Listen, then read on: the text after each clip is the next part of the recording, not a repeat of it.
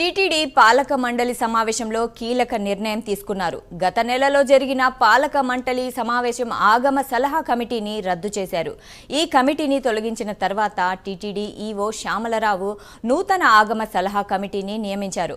నూతన కమిటీలో శ్రీవారి ఆలయ ప్రధాన అర్చక హోదాలో శ్రీకృష్ణ శేషాచల దక్షితులు, ఎస్వి వేద విశ్వవిద్యాలయంలోని వైఖాసన ఆగమ విభాగం అసిస్టెంట్ ప్రొఫెసర్ పరాశయం భవనారాయణాచార్యులు, చెన్నైకు చెందిన పీకే వరదన్ భట్టాచార్యన్, గోవిందరాజస్వామి దేవాలయంలోని సంభావన అర్చకులు ఏ ఆనంత శయన దీక్షకులు, మాజీ అర్చకులు ఏ ఖద్రి నరసింహాచార్యులను నూతన ఆగమ సలహా కమిటీలో సభ్యులుగా నియమించారు.